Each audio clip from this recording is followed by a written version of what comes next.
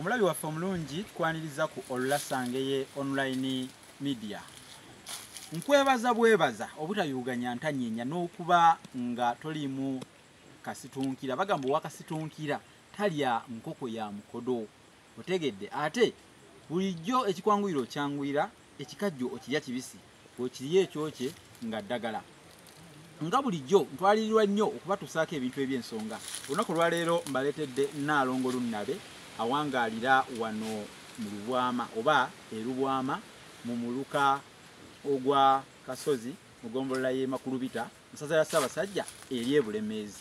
Natindize n'eggendo kwabadde kwolesebwa kwe kwanzijja eri mu Busiro n'ennyingira mu Kyaddondo ne muyitamu n'ennyingira Obulemeezi ewakanga awo. Kale nazze lwa nsonga Nnaalongo ono waliwo ekikolo kyagenda okutulaga olwaleero. Gwe omwana omuwala ali eyo wenna oba omulenzi ali eyo atulaba oba musajja mukulu ng'ejjemba atugoberera kiyinza okukuyamba. Oyinza okuba tolina bw'ogenda kukijja naye Nnaalongo abirina mu bujjuvu era ajja kutuwa n'olukomo wano oba ennamba y'essimu oba oli wa wonna kiyinza okukuyamba. Nammwe abali ebweru oli Qatar, oli Dubai, oli Oman, Saudi Arabia, UK, USA, yonna gye muwangayira Belgium, South Africa n'ewalala mutugoberera muli bangi. Kakati Nnaalongo tusanyuse okukulaba, tusanyuse nnyo kukwaniriza ku mukulu gwaffe guno ogwa Olulasangeye online TV nga nze musomesa mu Nabusiro Saava Bosa manga nti mumbejja obalaba nze Saava Musisi Bosa Nseregganyi mu Nabusiro Owendiga ni muzukulu wa Lwomwa eri embale mawokota. Kakati mange ye mumbejja nze nno nsibuka Kasudde eri mu ggombola y'e Masuuliita. Kati bwe mpulidde ate ekivuga eno Makulubiita ate eri Masuuliita nenga byagala kuvuga bumu naye ate Masuuliita weeri mu Busiro eyo nayo ggombola ate Makulubiita ali eno mu Bulemeezi. Kale nno munnange Nnaalongo nsaba weyanjuleko kuba tulaba mu bufunze. Amanya agange Nnaalongo Lunnabe Lawrence Kalanzi nga ndase eddagala lino baliyita kisumuluzo. Yono gwe bayita kisumuluzo? Ono gwe bayita kisumuluzo. Lindako nze kisumuluzo bulijjo ndaba mpulira muwulire nga bamwogera. Kuba kisumuluzo n'abamu bamanyi kisumuluzo kiggula nnyumba tebamanyi nti waliwo ekisumuluzo ekiyinza okuggulira buli kimu okusinga n'ekisumuluzo ky'ogamba ekyennyumba. Abantu abasinga akantu kano kati oba tolina kisumuluzo kino ate ng'olina kya piki piki bagibba kino kye kisumuluzo bulijjo.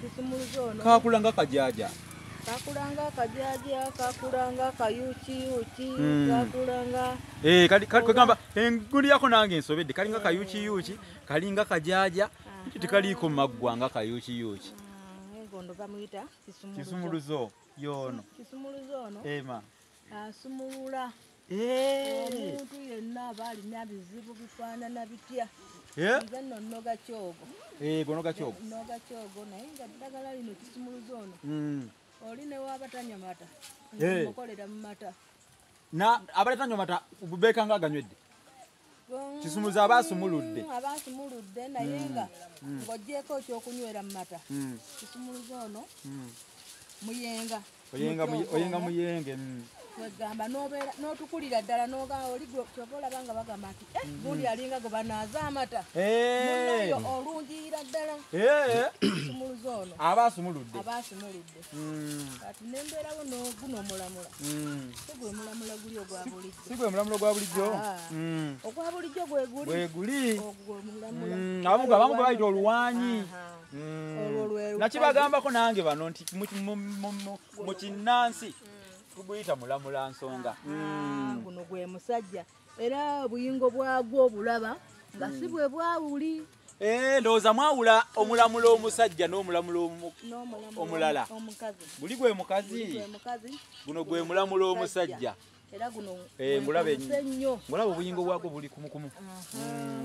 Omulamula guno wano wennaaliza abali omulamula abali ekisumuluzo nenkutabulira ekyogo nonaabira ddala nga ntunaaliza mu mata ntekamu n'omuti ogwo baguyita mukyusanjuba.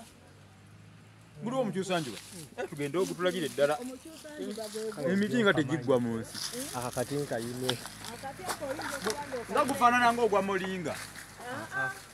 Abamu bagwagala bakuyita omuzimba ndegeya. Amba kuyita muzimba ndegeya. Naye nga si gwego. Ogwo si muzimba ndegeya. Wabula baguyita mukyusanjuba. Guno gwe mukyusanjuba. Gwe mukyusanjuba. Era abaami abatatuuka kayunga. Ebugerera eri. Guno munaye gwe muti omukyusanjuba. Abatasobola kwetikka bijjudde batwala bya tengetenge. Gwe gubakolako. Gubakolerako ddala bulungi. Afumba n'anywa ayenga buyenzi n'anaaba. Afumba n'onywa. Kisumuluzo ali wali. Kati kisumuluzo naye abaami abatatuuka gundi abasitula ebyetengetenge nabo babakolako. Ate kati kano ofumba n'onywa. Kati ate waliwo abo akafuga nkande kaako. Akafuga nkande kaliwa maama? Akafuga nkande. Bikama tulaga akafuga nkande. Kaliwa maama? Akafuga nkande teekano. Abantu bangi. Kano ke kafuga nkande. Akafuga nkande. Ndowooza mulaba amwetegereze nnyo. Akafuga nkande ko bwe katubwe kaakula. Kano kakola ki ka mukyogero? Akafuga nkande kano ka mukyogero. Kakola ne ku baami bano abeewulira. N'abeera n'omukyala. Ng'omukyala tamutwako. Kati kaafuna owookubiri. Munnange nno nze nkukozesa akafuga nkande kano. Nze kankwefuge ng'akafuga nkande bwe keefuga ensiko. Ati okalaba bwe keefuga. Nkwefuge ng'akafuga nkande bwe keefuga ensiko. Ng'anaabako ng'alaamiriza. Ate era nze naalo. Kano akafuga nkande tukakozesa ng'emiziŋŋoonyo. Kabeerawo munaye amaka ne gatereera. Nze akafumba ewa Ssaalongo emyaka 27. Ku mulembe guno 27 nga si kyangu. Era Nnaalongo akweyimbamu oba Ssaalongo talinaayo omulala yenna nti ono amanyiddwa wabula ggwe oliwo.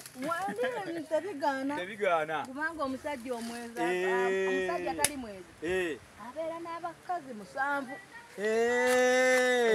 Omusajja atali mwezi. Nga gwe ow'ebyobuwangwa okyogerako okyo omusajja asajjala ate? Tekirina buzibu. Olaba enkoko obukoko.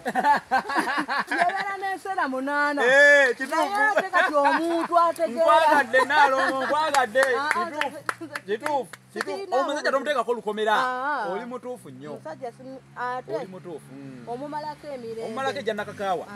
Kituufu. Omumalako emirembe. Kale nno batuweera olukomo. Ennamba yange ye Mutyenya eri 0782 0782 66 66 27 11 11.